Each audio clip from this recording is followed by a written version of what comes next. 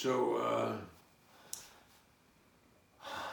it's Ricky Giggy, and I'm putting on my Grandpa Ricky scarf and making videos about what makes me feel good and what makes my life easier.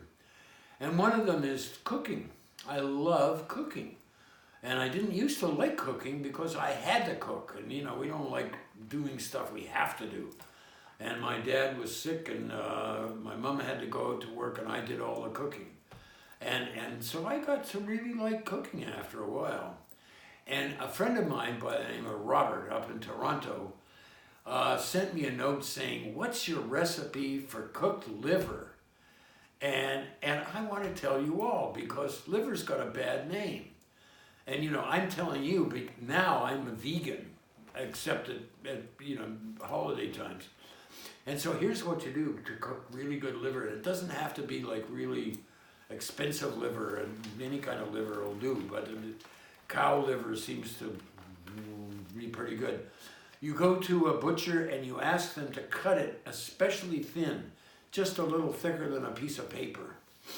And that's hard to do. You got to find a good butcher.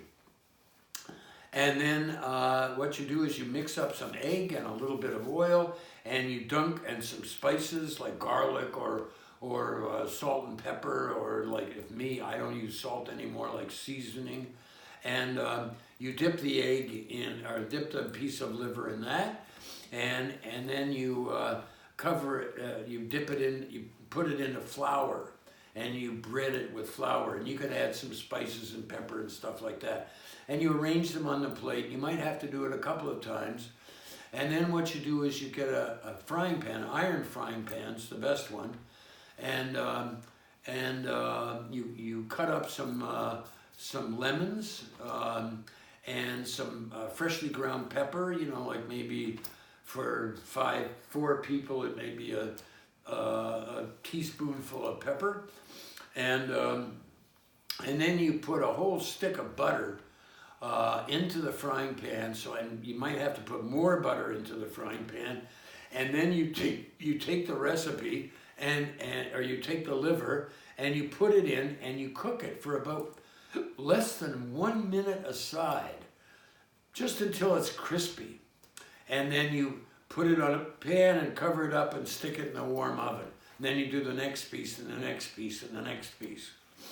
And then when you're finished, then what you do is you turn the heat off on the stove, and you add a mixture of lemon juice, and you know, for 4 people, you'd maybe use like 3 or 4 tablespoons of water and 3 or 4 tablespoons of lemon juice, and maybe a handful of chopped up parsley, and you throw that in, and it's the butter has got all this.